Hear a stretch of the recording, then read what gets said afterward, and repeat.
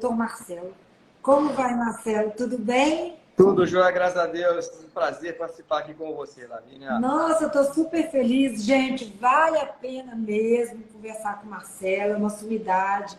Para a gente começar aqui a nossa live, Marcelo, eu vou te pedir, fala um pouquinho da sua trajetória na oftalmologia.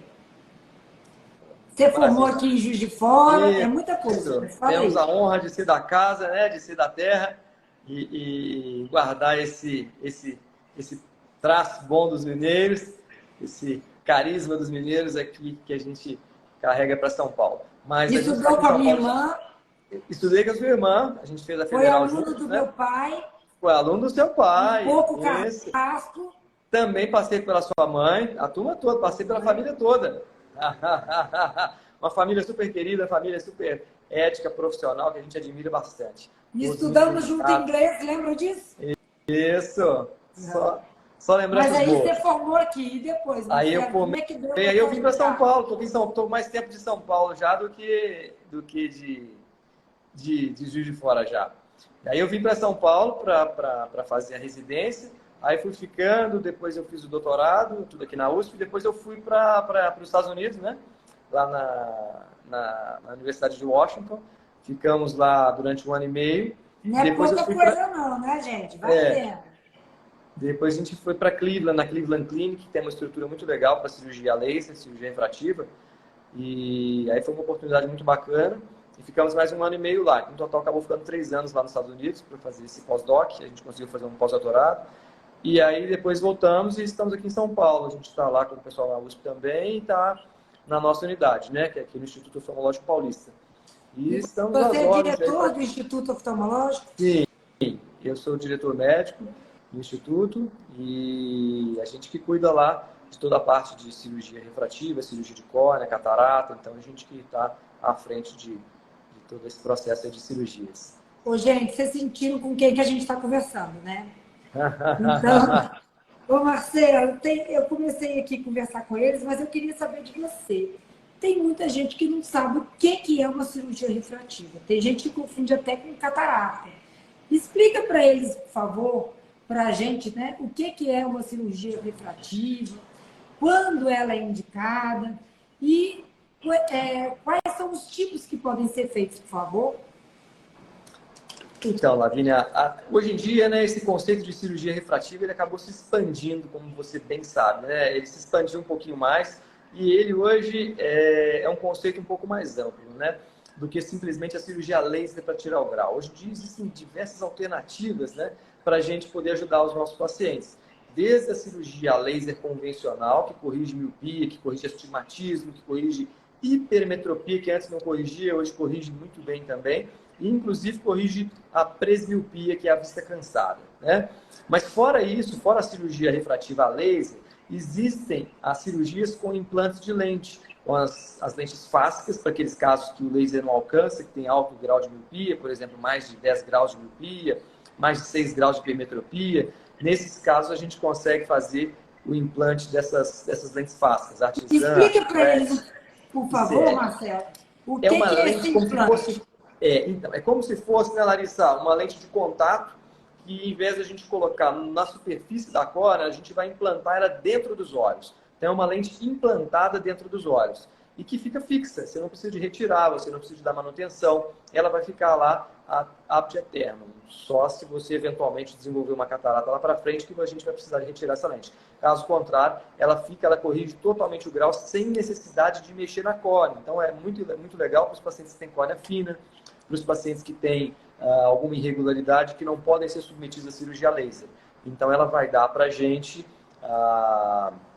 uma correção com grande precisão e com grande estabilidade. Não depende de cicatrização, é só basicamente um implante da lente. E fora isso, tem também, né, Lavínia, como você sabe, e faz bastante, as cirurgias que a gente faz hoje refrativa, que são, na verdade, cirurgias intraoculares com o implante da lente para catarata, que a gente coloca para fazer correção hoje também do grau de longe e de perto, que hoje foi aprovado pelo Conselho Brasileiro de Oftalmologia, e a gente consegue fazer nos pacientes que têm mais de 40 anos, pelo menos quem já tem um pouquinho de hipermetropia, quem já tem um grau mais alto de miopia, a gente pode oferecer essa opção também. Porque aí a gente já resolve a catarata e junto. Então, Marcelo, é isso que eu ia te perguntar. Porque eu estava falando antes com eles da faco refrativa, que é isso, tá, gente? Tirar o cristalino, transparente ainda, ou um pouquinho de catarata e colocar uma lente no lugar. Mas ele falou uma outra técnica, de colocar uma lente de contato, né, entre aspas, dentro do olho. Então, vocês entenderam que tem laser, faco refrativa e esse implante da lente. Você colocou muito implante de lente, Marcelo? Bastante, Lavínia, essas cirurgias, né? Eu gosto muito da Artisan, né? A Artisan é uma lente fantástica, porque ela tem um follow-up muito longo. É a lente que tem o follow-up mais longo no mundo. Então, ela está completando hoje 25 anos de follow-up. Então, já tem 25 anos que ela vem sendo implantada com grande sucesso e com baixíssimo índice de complicação, né? Então, é uma lente que a gente gosta bastante. Os resultados dela a longo prazo são extremamente seguros. E ela se aplica praticamente a todos os casos. Tem que ter uma espessura, né, uma profundidade de câmara anterior mínima, uma quantidade de células mínima, mas ela se aplica a grande maioria dos casos. Então, quem não pode fazer laser, pode implantar essa lente. É uma opção para quem está frustrado, quem não consegue colocar o laser, dá para fazer esse implante de lente. Ela fica entre o colorido do olho e o transparente. Ela fica entre a íris, que é a parte colorida, e a córnea, ou seja, dentro do olho mesmo. Então, ela fica lá dentro, protegidinha, não tem perigo de sair, se praticar esporte, se fizer uma natação, não sai se encostar o dedo sem querer, se tiver um pequeno trauma, não amassa se dormir com a mão em cima do olho, não tem esses riscos. Ela fica lá bem estável, fica a longo prazo e não mexe na córnea. Se futuramente você quiser fazer alguma complementação, se mudou um pouquinho o grau, todo mundo pergunta, né? E se mudou o grau depois que você colocou essa lente? Aí você já está com a lente implantada. Aí você pode colocar o laser por cima, que geralmente vai ser um pouquinho de grau só pequeno esse grau. Aí o laser por cima funciona muito bem para complementar a lente fácil. A gente tem umas perguntas aqui para você, de pacientes. Vou fazer para você, por favor. Eu expliquei para eles. Vamos botar assim, a cirurgia de miopia, a laser principalmente, que é o que a gente faz em Juiz de Fora, é como se tirasse uma fatia da córnea, de forma bem leiga, né? Uma fatia da córnea para diminuir o tamanho do olho. E eles estão perguntando da presbiopia. Como é feito para a gente poder corrigir um olho que é menor do que o normal? Então, para presbiopia, a correção da presbiopia, né, Lavínia, ela é um desafio para a gente, né? Sempre foi.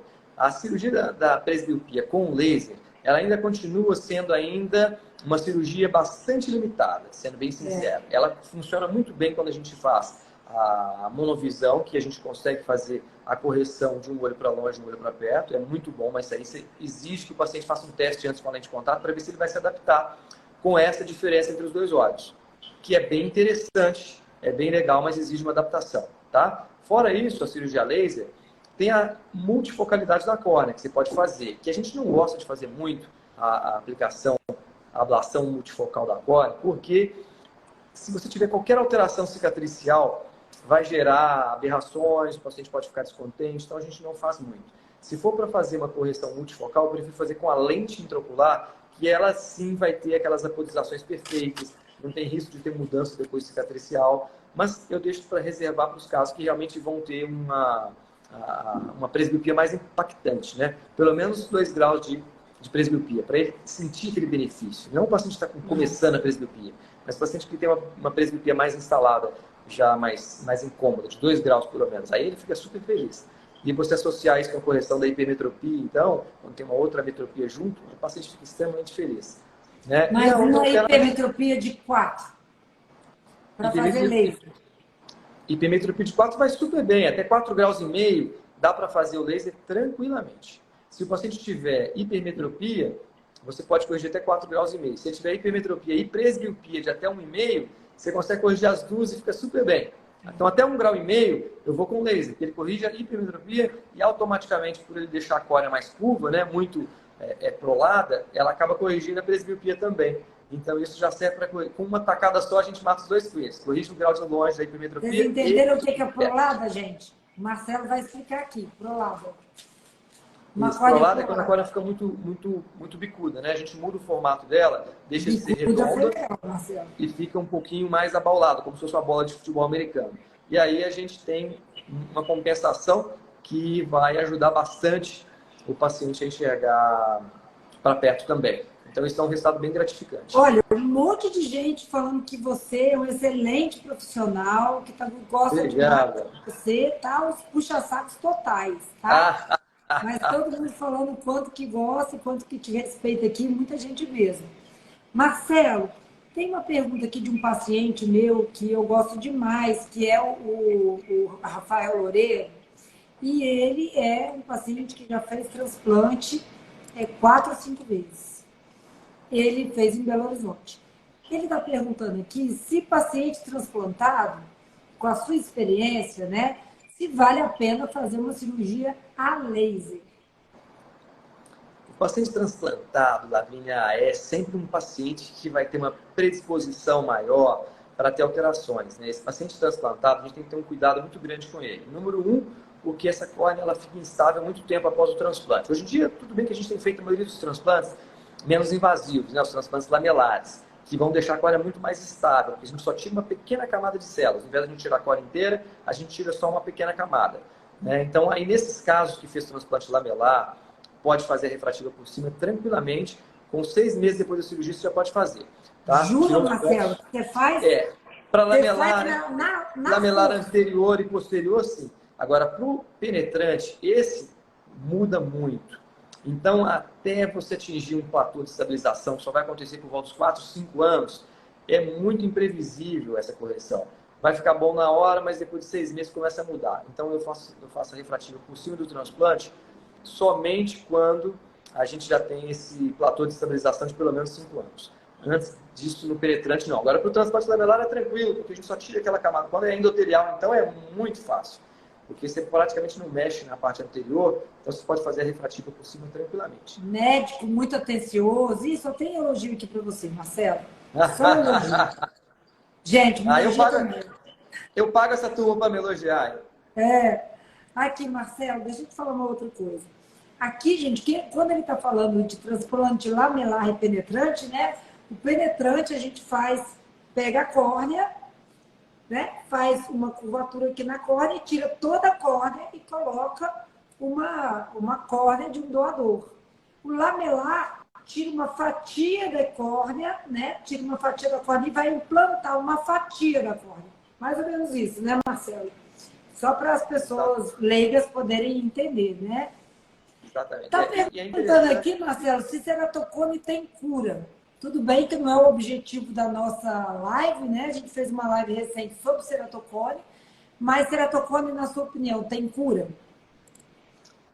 Então, a gente consegue controlar o ceratocone, consegue melhorar muito a qualidade de vida do ceratocone, né? Do paciente que tem ceratocone. A gente não consegue curar totalmente porque é uma doença de origem, entre aspas, genética, e que a gente não consegue atuar na raiz do problema mesmo, né? Que seria a nível biológico, de células. A gente não consegue mudar isso. A gente consegue mexer no formato da córnea para que o paciente enxergue bem melhor, para que ele tenha uma qualidade de visão melhor, para que ele tenha uma vida profissional compatível com as atividades que ele faça, para ele poder fazer atividades sociais também sem limitação. Então, a gente consegue fazer hoje... desde crosslinking para estabilização, consegue fazer implante de anel para reduzir curvatura e consegue fazer também adaptação dessas lentes especiais, essas lentes esclerais, que ajudam bastante, mudam a qualidade de vida das pessoas. São muito, Você muito faz crosslinking oral, Marcelo? O riboflavina 400? Ainda falta muita evidência para comprovar a eficácia do crosslinking oral. Então, na verdade, assim, é muito embrionário o estudo, ele ainda precisa de confirmação a longo prazo, e para o paciente que precisa de fato, não vale a pena a gente apostar no incerto, né? Se a gente não tem evidência científica que nos apoia nisso, não vale a pena a gente correr esse risco. O paciente mais velho, que está estável, não vai fazer mal nenhum fazer esse crosslinking oral, mas quando tem necessidade já de crosslinking, eu também acho que vale a pena já fazer. Né? Então a gente tem que ser muito criterioso nessa análise. Se fizer uma análise mesmo criteriosa em termos de absorção da riboflavina, a gente sabe que ela é baixíssima, a absorção oral de riboflavina é vitamina B2, tá, gente? Só para entender. Isso. E qualquer medicamento oral, ela tem uma penetração muito baixa no olho. A gente sabe disso, né? E a riboflavina vai penetrar muito pouco quando ela é ministrada de forma oral. Então, a gente... Marcelo, aqui a gente faz mais a cirurgia laser, né? A gente não é um centro grande igual São Paulo, e a faco refrativa. Aí eu queria que você falasse aqui para as pessoas os principais exames que a gente precisa de fazer, que você sugere antes dessas cirurgias, e quais as principais contraindicações. Para a cirurgia laser, né? A laser. Aqui, o que a gente mais faz, na verdade, acaba sendo ainda as técnicas lamelares, LASIK, né? Porque ela promove uma recuperação muito rápida, uma cicatrização muito eficiente, e o paciente acaba ficando muito contente com essa recuperação rápida. Mas a gente também acaba fazendo, em média, 40% dos casos com a técnica PRK, que é aquela técnica que a gente não vai cortar, aquele flap, vai só aplicar o laser direto na superfície. Justamente porque ele vai dar uma segurança um pouco maior para o paciente que tem a córnea mais fina, para o paciente que tem a córnea isso que eu adoro. Essa mais segurança irregular. que eu Exato. Então, esse paciente que tem algum fator de risco, a gente prefere sempre fazer a Então, fala aí sobre os fatores de risco que você acha mais, Marcelo. O primeiro fator de risco, né, Lavínia, é a idade. A idade é fundamental. Então, a gente tem que tomar muito cuidado com o paciente jovem. A gente tem como prioridade aqui é a segurança. Então, por exemplo, pacientes com menos de 18 anos, a gente jamais vai operar, a não ser que seja uma situação especialíssima. Por exemplo, um paciente que quer entrar para o serviço militar, faz as provas com 16 anos de idade, o sonho dele é aquilo, tem um pouquinho de grau de miopia, a gente pode fazer a superfície naquele caso, mas aí seria em caráter de excepcionalidade, né? Fora isso, a gente sempre espera o paciente fazer 18 anos e de preferência 21 anos. E a partir daí a gente vai monitorando pelo grau, né? Não existe uma idade, né? O fator mesmo principal não é a idade, é a estabilidade. A partir do momento que você tem a estabilidade documentada, você pode fazer a cirurgia. Quanto tempo você espera isso, Marcelo? Pelo menos constatar isso em duas medidas separadas com um ano de intervalo, né? Então, você constatou a medida sem grandes variações, menores do que meio grau, em um ano, a gente fica tranquilo. E para esses pacientes, mesmo estando estáveis, a gente prefere até os 23 anos de idade sempre fazer a cirurgia de superfície. A partir dos 23, a gente já tem mais resistência biomecânica, dá para fazer as técnicas lamelares tranquilamente. Então, a gente deixa o paciente escolher até um certo ponto, né? Às vezes, a gente dá as opções para o paciente, você pode escolher no seu caso, porque as duas teriam uma eficácia semelhante. Mas quando tem algum que vai representar um risco um pouquinho maior, a gente não, infelizmente, pode dar essa opção para o paciente. A gente tem que decidir por eles, né? Então, a gente acaba tendo que... E outras contraindicações, Marcelo?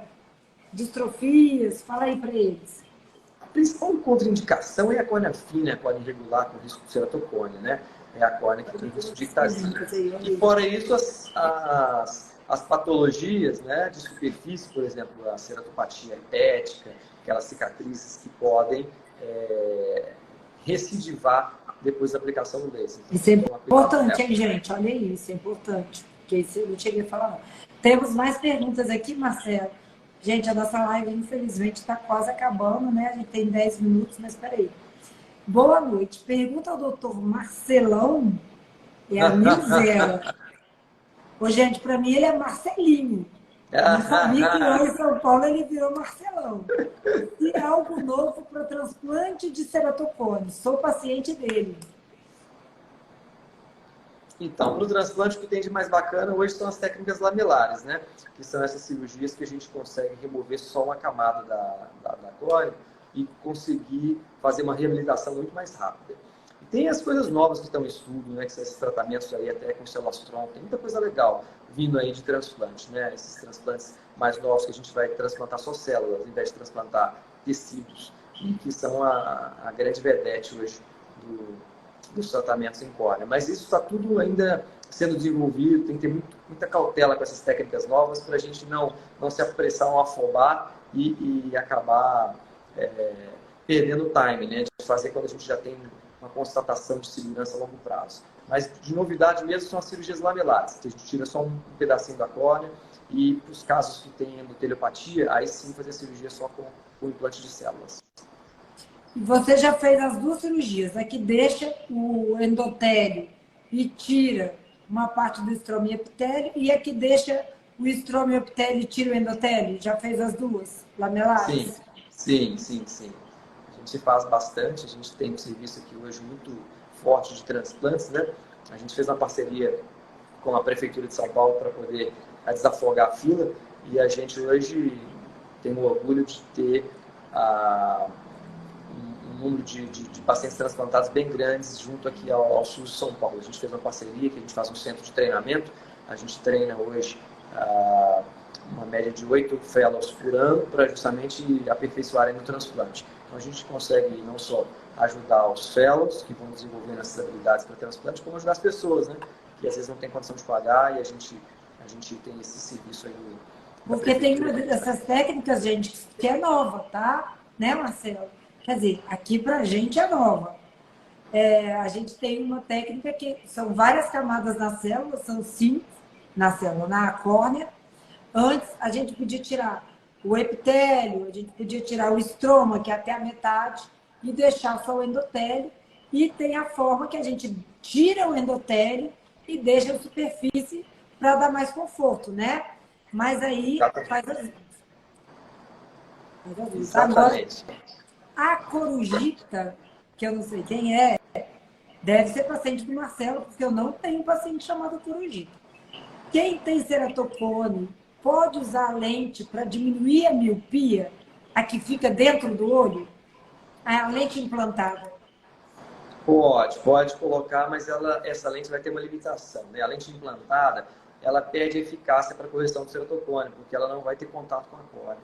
Então, a lente corneana que fica em contato com a córnea corrige muito melhor, ela que vai dar realmente a melhor acuidade visual.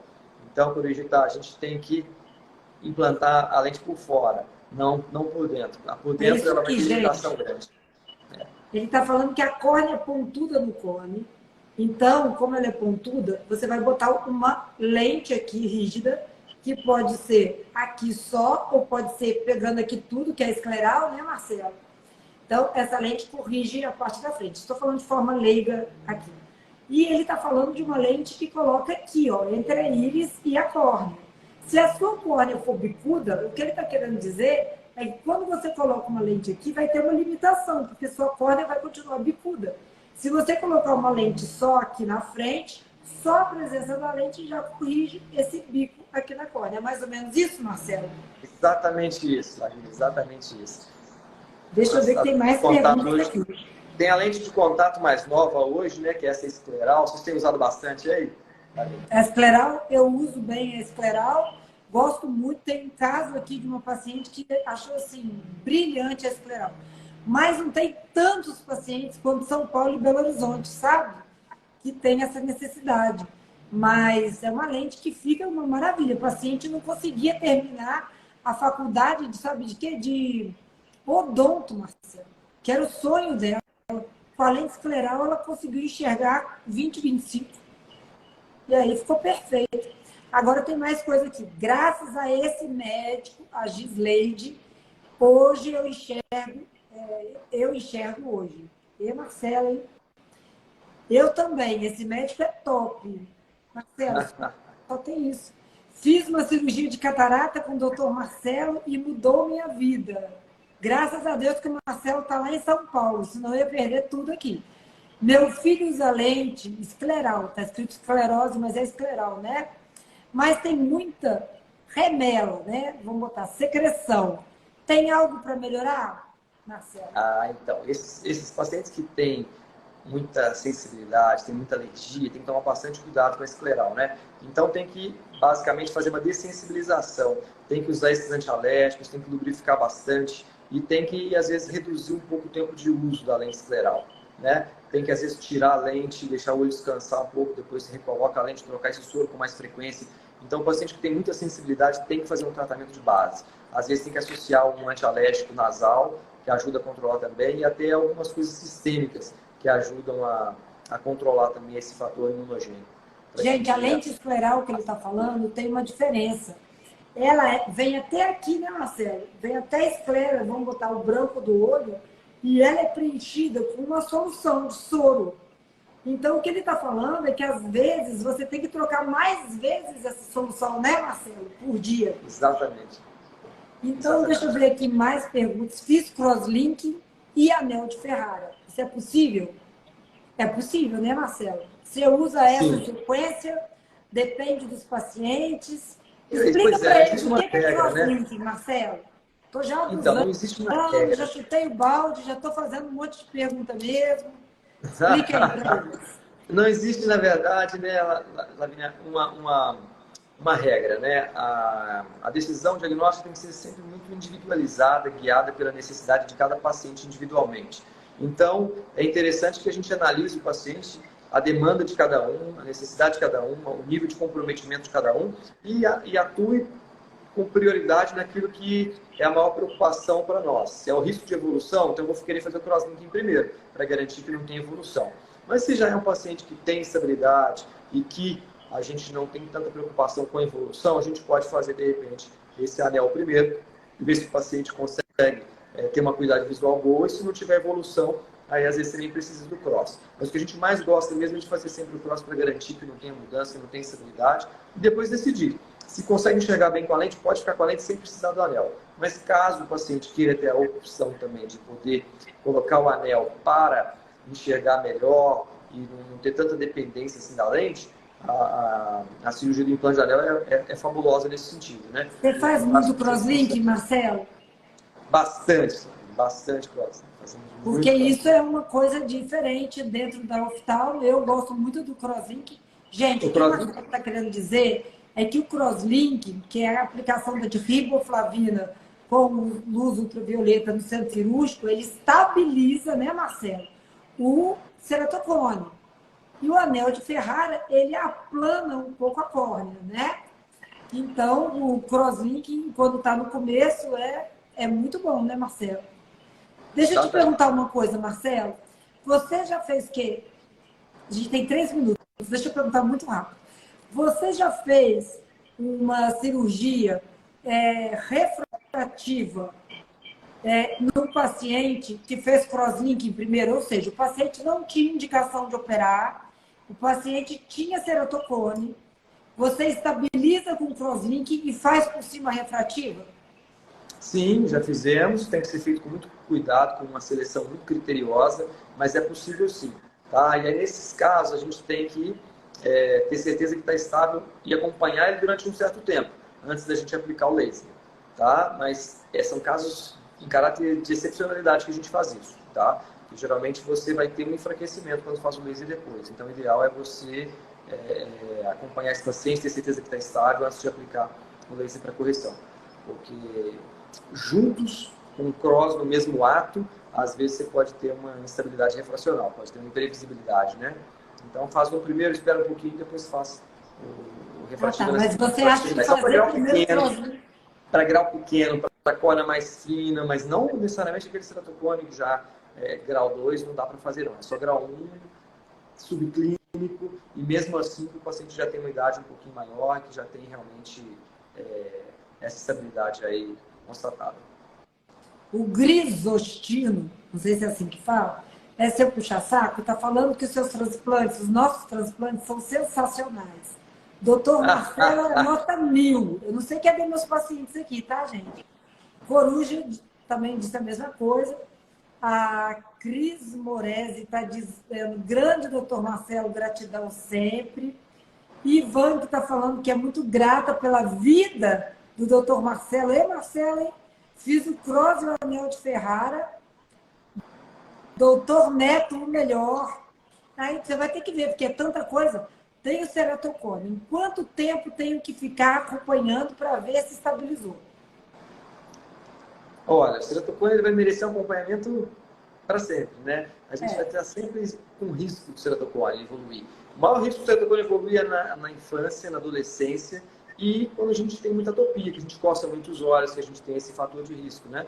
E nas mulheres durante as alterações hormonais, a alteração da gravidez, às vezes os tratamentos para engravidar, que geram uma carga hormonal grande, e até hoje em dia com essa questão de reposição hormonal tem que ficar bem atento. Todos esses hormônios acabam influenciando ali no colágeno e pode mudar um pouquinho. Então, o bom é que o paciente... E coçar o olho, Marcelo? É o pior. Coçar o olho é o risco maior, porque você vai fazer uma atrito, você vai fazer uma apoptose de célula, você vai fazer uma fricção grande que deforma a córnea e que acelera o desenvolvimento do córnea. Então, é proibido coçar. Não pode. Quem tem ceratocone não pode coçar. Regra número 1, para todos. Essa é a regra universal.